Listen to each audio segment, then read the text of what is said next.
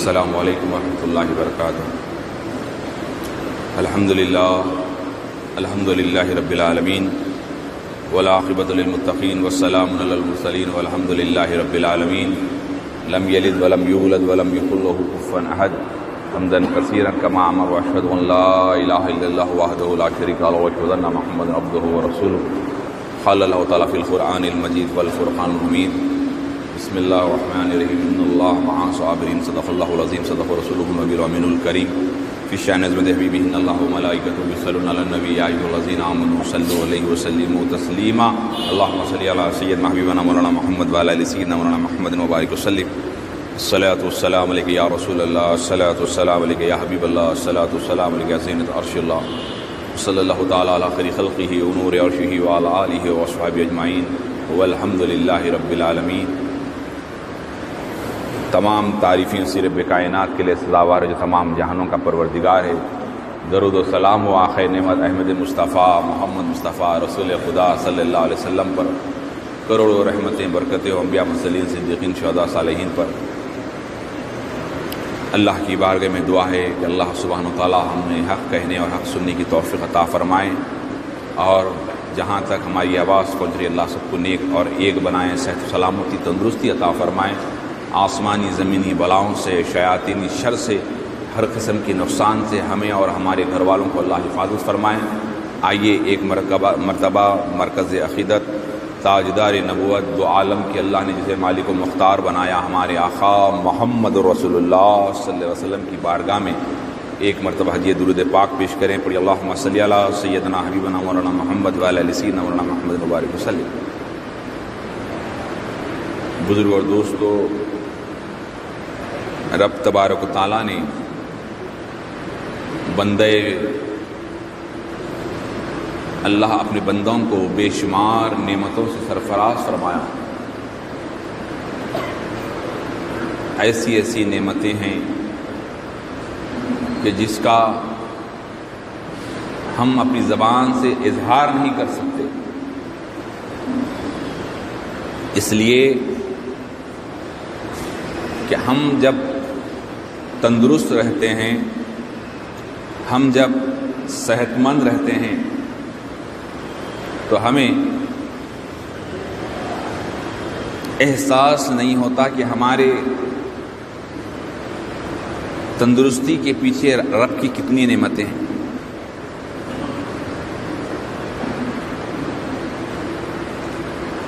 ایک اللہ نے ہمیں آنکھ کے اوپر جو بال دیے ہیں، پلکیں، اور بہوں کے اوپر جو بہو جس کو کہتے ہیں، وہ جو بال ہے، کیا اللہ کی شان ہے۔ دیکھیے آپ، داڑھی کے بال بڑھتے ہیں، سر کے بال بڑھتے ہیں۔ اگر یہ آنکھ کے اوپر کے بال بڑھنا شروع ہو جاتے ہیں، یہ بہوں کے بال اگر بڑھنا شروع ہو جاتے تو بتاؤ انسان کی خوبصورتی ہوتی نہیں؟ کہ اللہ نے کیسی کیسی نعمتیں دیا ہے۔ اسی لیے تو رب کائنات نے فرمایا فَبِأَيِّ آلَاءِ رَبِّكُمَا تُكَذِّبَانِ، تم کون سی نعمتوں کو جھٹلاؤ۔ کیسی عظیم الشان انسان کا جو ہے نقشہ رب نے کھینچا ہے۔ کہا خلق الانسان فی احسن تقویم، ہم نے انسان کو بہترین سانچے میں ڈھالا ہے۔ غور کریں اپنی رب نے کتنا پیار سے، کتنی محبت سے، کتنی اطمینان سے رب نے اپنے بندے کو بنایا۔ وہ تم سے کچھ مانگتا نہیں ہے، اس کی عبادت کے لیے کروڑوں ملائکہ فرشتے ہیں جو سجدوں میں ہے تو سجدے میں ہیں، رکوع میں ہے تو رکوع میں ہے، سجود میں ہے تو سجود میں ہے، شکر میں ہے تو شکر۔ رب نے آپ کو اور ہم کو جو پیدا فرمایا اس کا کچھ مقصد ہے۔ ہر چیز کا ایک مقصد ہوا کرتا ہے، ہر چیز کا مقصد ہوتا ہے۔ آپ نے کپڑے سلائے پہننے کے لیے مقصد، آپ نے گھر بنایا رہنے کے لیے، سواری ہے پھرنے کے لیے، مقصد ہے، ہر چیز کا ایک مقصد ہے۔ دنیا میں جتنے چیزیں بغیر مقصد کے نہیں، تو انسان کو اللہ نے کیا بغیر مقصد کے لیے پیدا فرمایا؟ بغیر مقصد کے لیے اللہ نے انسان کو پیدا نہیں فرمایا۔ اس کے پیچھے ایک راز ہے۔ اللہ بتانا چاہتا ہے کہ جب آپ اپنے چہرے کو آئینے میں دیکھ تو غور کرو، تفکرون فرمایا کہ تم فکر کرو، غور کرو کہ میں چہرے پہ تمہارے صرف کتنا فرق ہے بتائیے آپ؟ آنکھ کے اوپر کے بال میں اور داڑھی میں زیادہ فرق نہیں ہے سر سے، لیکن صرف ایک ہاف انچ کا فرق ہے۔ اللہ نے آدھے انچ کے چہرے میں ایک حصے میں بال بڑھتے ہیں اور ایک حصے میں بال نہیں بڑھتے۔ کیسی شان والا میرا رب ہے، کیسی قدرت والا میرا رب ہے، رب کریم کیسی شان عظمت والا ہے، ہزاروں لاکھوں سجدے اس پہ کریں تو بھی کم ہیں، ویسی شان والا میرا رب ہے۔ کروڑوں کروڑوں حمد ہے اس رب کی جس نے ہمیں صحت و سلامتی عطا فرمائی۔ اللہ بتانا چاہتا ہے بندوں کو کہ تم میری نعمتوں کا شکر ادا کرو تاکہ تمہیں اور دوں۔ اسی لیے رب کریم نے ہمیں ایسی امت میں پیدا فرمایا جس امت کی شان یہ ہے کہ جس امت میں پیدا ہونے کے لیے جلیل القدر انبیاء مرسلین نے دعا کی، مولا یہ نبوت کا منصب نہیں چاہیے، یہ مقام نبوت نہیں چاہیے، اگر عطا کرنا ہے تو جو ہے امت محمدیہ میں پیدا فرما دے جس کی تو نے شان بیان کی۔ ہمیں اپنے مقام کو سمجھنے کی ضرورت ہے، ہمیں اپنی مقام کو سمجھنے کی ضرورت ہے کہ اللہ نے یہ زندگی جو دی ہے غنیمت ہے، یہ دوبارہ ملنے والی نہیں ہے، ہمارے یہاں جنم پہ جنم نہیں ہے، اس کو غنیمت جانتے ہوئے اپنی زندگی کو بسر کریں۔ حضرت سیدنا امام زین العابدین علیہ السلام جو شہدائے کربلا کے میدان میں جو اکیلے سیدزادے رہ گئے تھے،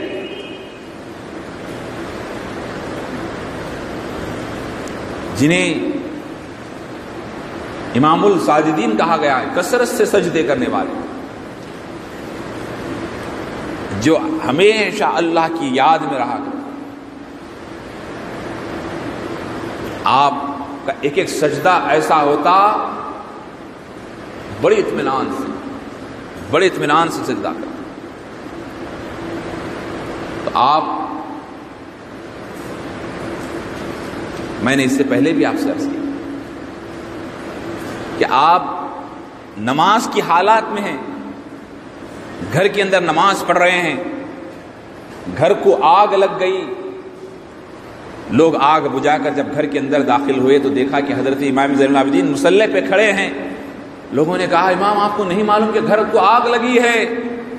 آپ نے کہا تو میں تو اس آگ کو دیکھ رہا، تو جہنم کی آگ ہے جو گناہگاروں کو جو ہے اپنے آغوش میں لی ہوئی ہے، میں اس آگ کو دیکھ رہا تھا۔ آپ زندگی مختصر ہے میرے بھائی، آپ کو معلوم چند دن پہلے قبرستان کے بازو میں بچے کھیل رہے تھے، قبرستان کے بازو میں کرکٹ کھیل رہے تھے، بال کھیل رہے تھے۔ جب بال اس قبرستان کی قبروں کے پاس گیا، اس بال کو لینے کے لیے بچہ ابھی جوانی کی دہلیز پہ قدم نہیں رکھا، بالکل کم سنی کا عمر میں ہے، جب جا کر بال لینے گیا تو یہ خبر کے اندر سے سانپ نکلتا ہے اور بس وہیں ڈس دیتا ہے، وہیں انتقال ہو جاتا ہے۔ بتاؤ زندگی کیسے حالات سے گزر رہی ہے۔ قبرستان کے اندر بچے کھیل رہے تھے بازو میں، جب خبر میں سے بال لینے گئے تو خبر کے پاس سے سانپ نکلتا ہے اور ڈس دیتا ہے۔ چند دن کی بات، موت کیسے کیسے حالات میں انسان کی پیچھا کر رہی ہے، کیسی کیسی حالات میں موت قریب انسان کے ہے، لیکن انسان ہے کہ بڑی اطمینان سے مال پہ مال جما رہا ہے، تکبر کا پتلا بنا ہوا ہے، اپنے آپ کو ایسا سمجھ رہا ہے کہ میں ہی اس کائنات کا بادشاہ ہوں، مجھے کبھی موت آنے والی نہیں ہے، میری دولت مجھے بچا لے گی، میری طاقت مجھے بچا لے گی، میرے تعلقات مجھے بچا لیں گے، میرے معاملات مجھے بچا لیں گے، میرا فلاں بچہ مجھے بچا لے گا، میرا فلاں لیڈر مجھے بچا لے گا۔ نہیں، اس خبر کے اندر کوئی آنے والا نہیں ہے، آنے والا اگر ہے تو آپ کے اعمال ہوں گے، اعمال ہوں گے۔ میرے بھائی، موت کو یاد رکھیں، کوئی انسان فرشتہ نہیں ہوتا ہے، یقیناً ہر آدمی کے اندر نقص ہوتا ہے، میرے اندر، آپ کے اندر، ہر ایک کے اندر ہوتا ہے، لیکن ان سے بچتے ہوئے اپنی زندگی کو جو بسر کرتا ہے وہ کامیاب و کامران ہے۔ حضرت غریب نواز رحمۃ اللہ تعالی علیہ مثال کو دے کر فرماتے ہیں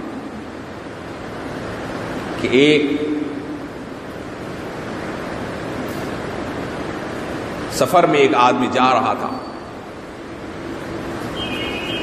کہ آپ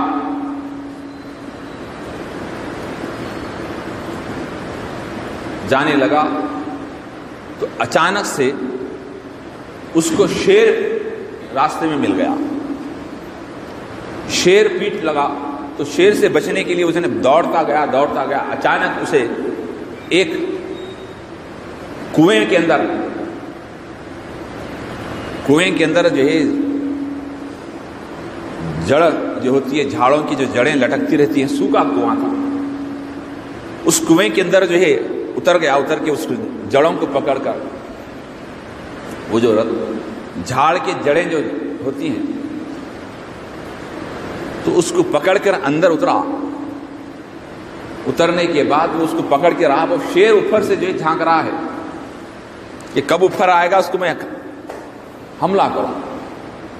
اب وہ کافی دیر تک پکڑ سے کتنی دیر لٹکتے رہے گا، اتنے میں جیسے نیچے نظر ڈالا تو کیا دیکھتا ہے کہ خطرناک اژدہا ہے، کہ سانپ، ایک اژدہا سانپ ہے جو نیچے زمین کے سوکھا کنواں تھا، سوکھی بوڑی تھی، نیچے دیکھ رہا ہے کہ سانپ کب نیچے آئے گا، میں اسے کب کھا جاؤں، بڑا اژدہا ہے، اور اوپر ہے کہ شیر ہے۔ اب پریشان کہ نیچے جاؤں تو جو ہے نا موت، اوپر جاؤں تو موت۔ اب اسی کس مکس میں جو اس کو پکڑ کے رکھا ہے، دیکھ رہا ہے کہ اتنے میں وہ جھاڑ کے اوپر ایک شہد کا پھٹا تھا، شہد جو پھٹا ہوا تھا وہ ٹپک رہا ہے۔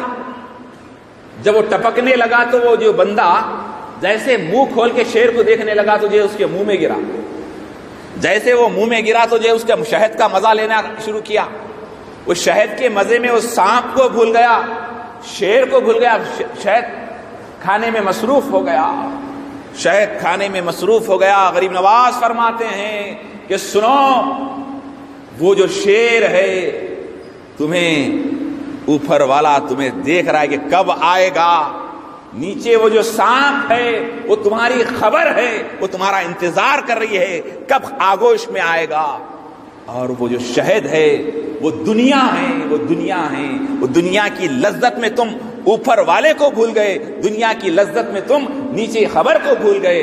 یہ دنیا ہے جو ان دونوں سے باخبر رہا وہ کامیاب و کامران رہا۔ یہ اللہ والے مثالیں دے دے کر سمجھاتے ہیں۔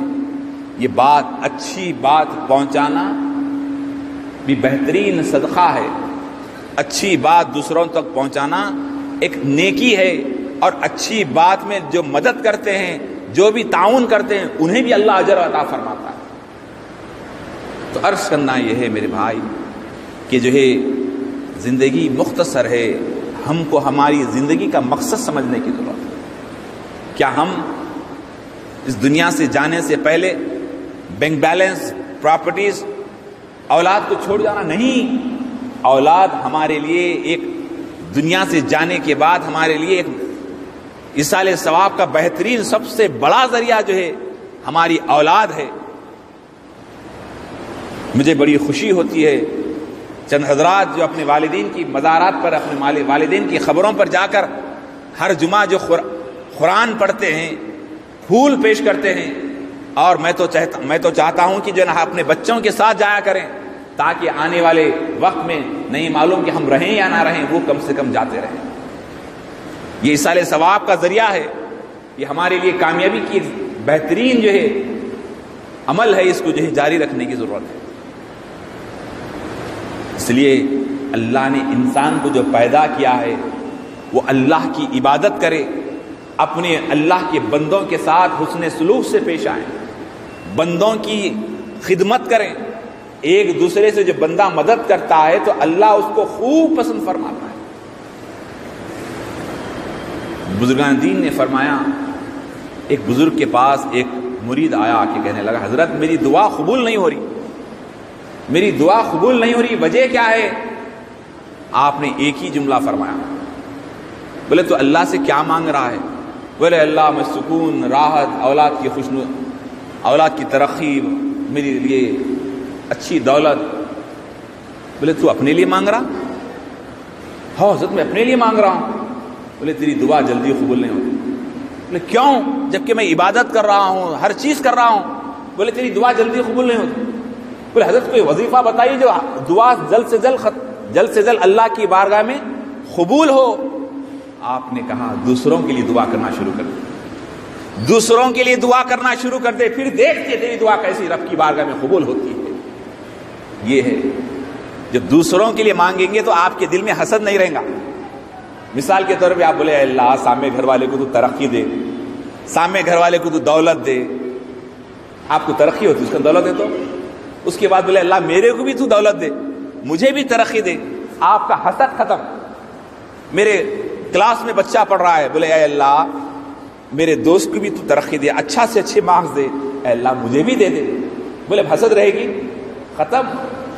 آپ بولیں گے اپنے رشتہ دار، دوست، بھائی، جب دوسروں کے لیے جب آپ اچھا چاہیں گے تو خود بخود آپ کے دل میں جو کینہ بغض ہے وہ ختم ہو جائے گا، اے اللہ اس کو عزت دے، ختم۔ تو اس لیے بہترین طریقہ ہے دوسرے کے لیے، اور اللہ کے نبی کی حدیث پاک ہے، اس کا مفہوم ہے کہ جو بندہ جو دوسرے اپنے مومن بھائی کے لیے دعا کرتا ہے اللہ تعالیٰ اس کی دعا فوراً قبول فرماتا ہے۔ تو یہ اللہ کا بہت بڑا فضل ہے کہ اللہ نے ہمیں صحت عطا فرمائی۔ کربلا کا جو واقعہ ہے کہ آج ہمیں ان واقعات سے، شہدائے کربلا سے ہمیں سبق لینے کی ضرورت ہے کہ انہوں نے اپنی جانوں کا نذرانہ پیش کر کر اس اسلام کی سربلندی کے لیے، اس اسلام کی سربلندی کے لیے اپنے آپ کو انہوں نے ایک مثال قائم کی۔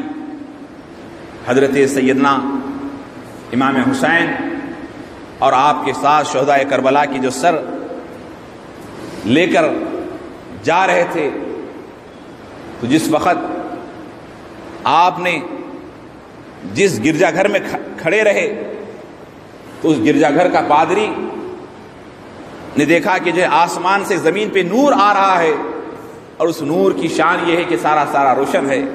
جب اس نے جا کر دیکھا کہ جنا اس صندوق کے اندر کیا ہے، پوچھا اس کے جو یزیدی قافلے والوں سے، تو انہوں نے کہا کہ جنا کچھ باغیوں کے سر ہے۔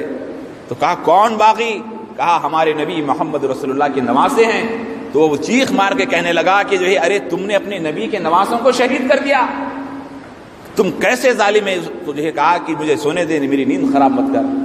اس کے بعد وہ بڑی اس سے جنا وہ کرتا ہے کہ میں وہ سروں کو دیکھنا چاہتا ہوں، تو جو ہے کچھ پیسے وغیرہ دے کر اس نے جو ہے اس سروں کو لیا، سر حضرت امام حسین کے سر کو نکال کر اپنے گھر والوں کو زیارت کروایا۔ تو وہ حضرت امام حسین کا سر مبارک دنیا سے جدا ہونے کے بعد، دھڑ سے سر الگ ہونے کے بعد آپ کی زبان مبارک ہل رہی تھی، اور اس چرچ کا پادری نے کان خریب کیا تو اس امام حسین کی جو ہے زبان ہل رہی تھی، تو اس نے جب سنا تو جو ہے حضرت امام حسین قرآن پڑھ رہے تھے، بتاؤ قرآن پڑھ رہے تھے، تو اس نے غور سے سنتا رہا۔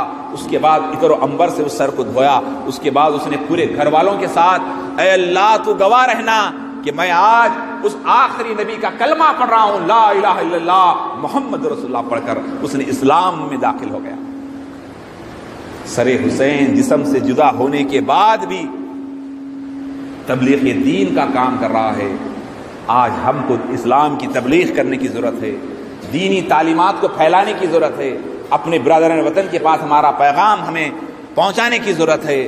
میں چاہوں گا کہ اپنے اخلاق کو بہتر کریں، اپنے کردار کو بہتر کریں، اس لیے کہ آنے والا وقت بہت خراب ہے۔ آپ اپنے برادر وطن سے اچھے روابط کو قائم رکھیں، اپنی اسلامی قوانین، اپنی تاریخ کو بیان کریں، اس لیے کہ آج ہم بہت کچھ کر سکتے ہیں، لیکن آج ہم اپنے اخلاق کو سنوارنے کی ضرورت ہے، اپنے اندر اچھے کردار کو بنائیں۔ میں اللہ کی بارگاہ میں دعا کرتا ہوں، اللہ تعالیٰ کہنے سے زیادہ سننے سے زیادہ عمل کی توفیق عطا فرمائیں اور ہمارے ظاہر و باطن کو ایک فرمائیں، ہم سب کو 5 وقت کا نمازی بنائیں، قرآن کا قاری بنائیں۔ مولا کریم ہمارے گھروں میں سب کو خیر سلامتی عطا فرمائیں، خیر و برکت عطا فرمائیں۔ فلسبحان ربک رب العزۃ عما یصفون والسلام علی المرسلین والحمد للہ رب العالمین۔